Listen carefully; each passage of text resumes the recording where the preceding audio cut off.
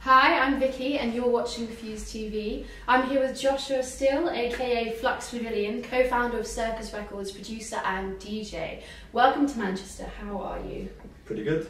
Yeah, good. You've just finished your Freeway US tour then. Yeah, how was that? Where did you enjoy playing the most? It's pretty good. A lot of places are quite different.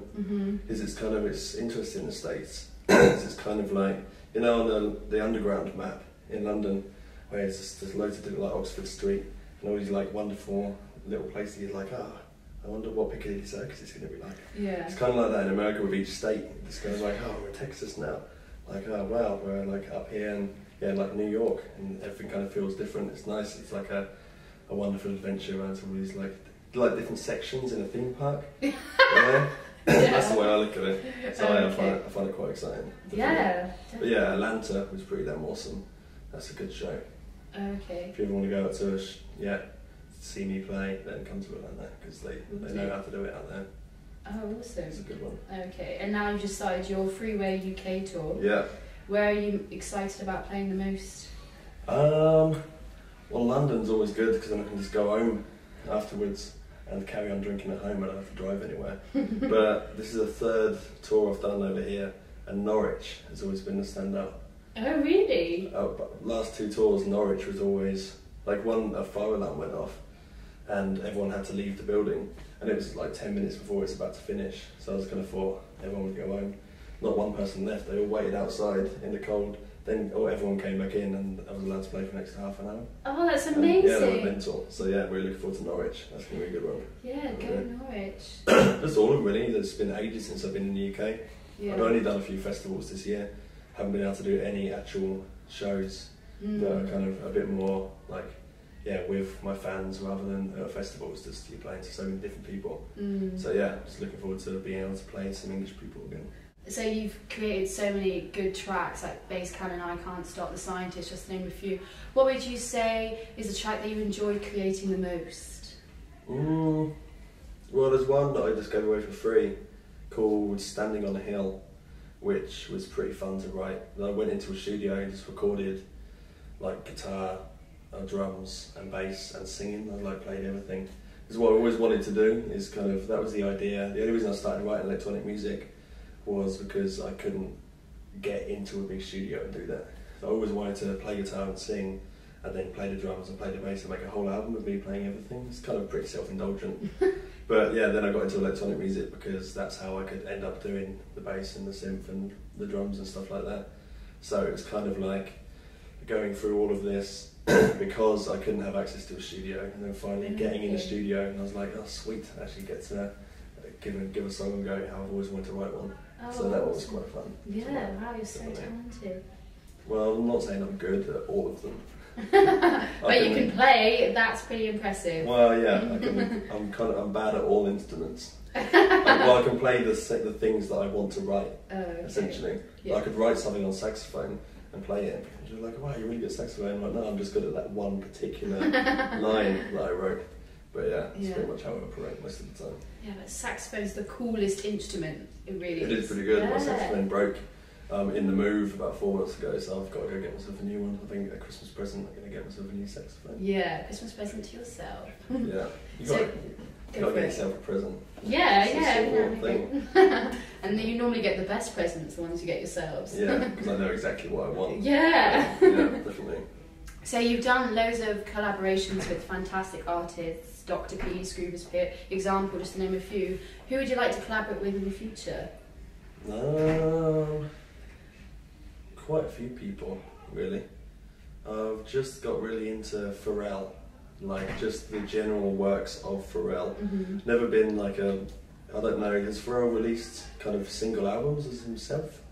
I don't really know much about his back catalogue, like his career as an artist, but just all of a sudden, like the track he did with Daft Punk, and then the Robin Thicke thing, two massive hits that Pharrell was part of, I was like, that's a pretty special thing to do. So I looked into it, he did that Gwen Stefani album, I really liked that.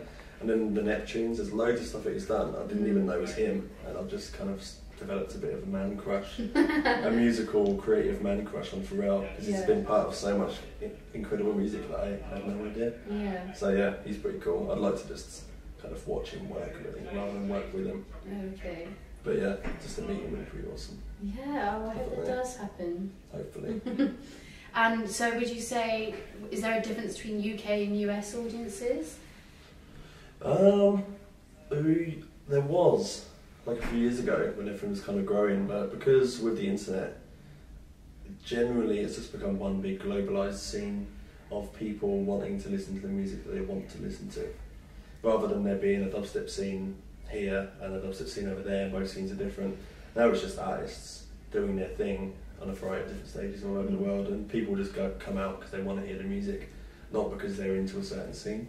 Yeah. So these days it's just it's just people coming out wanting to listen to good music, rather than you definitely a few years ago, like the dubstep scene had a very particular, even like as far as to say dress sense, and in America you'd be able to tell, but now it's just people coming out to see a show, same as you would have gone out to see a band a few years ago. It's kind of like the new thing. Really, it just works. I'm really happy about this kind of electronic music has gained popularity to the point where it's regarded as actual music. Like I've been asked so many times, like, oh, so you write electronic music, have you ever thought of writing any real music? Oh, and I was like fuck you. Yeah, exactly. Why do you write his real music? Yeah. And it's over the past year, it's kind of seemed to have gone that way, where electronic music is regarded as just music that happens to be made electronically. Yeah. And you can tell that with the crowds as well, because it's not a niche thing anymore, it's just people coming out. Yeah, appreciating the which is music. good. Yeah. But they do wear fluffy boots and have like kind of all neon raver gear in America. Oh, really? Which is kind of like the 90s over here.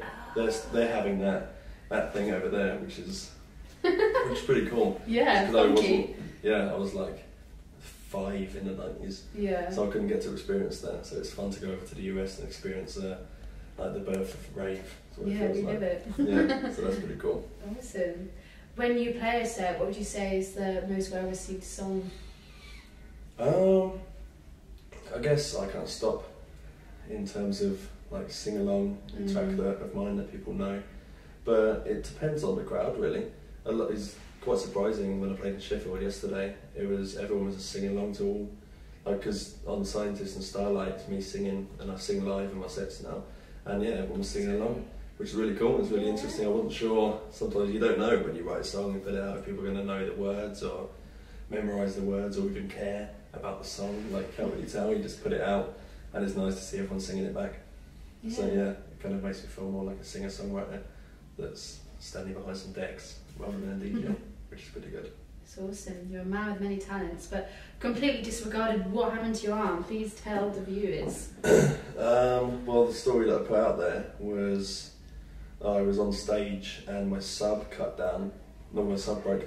So to get my sub working again, I put my arm in to go around the back to fix the speaker, and then I was playing bass cane at the time, and as soon as it dropped, it broke my arm.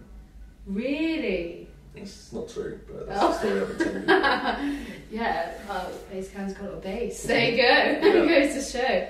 Well, thank you so much for chatting to us, Fuse TV. It's been wonderful. I hope you have an awesome set. I know you will, though. I will have fun, definitely. I like your jacket, by the way. So. Thanks. I like your trousers. We're a funky pair. It would be a good match, definitely.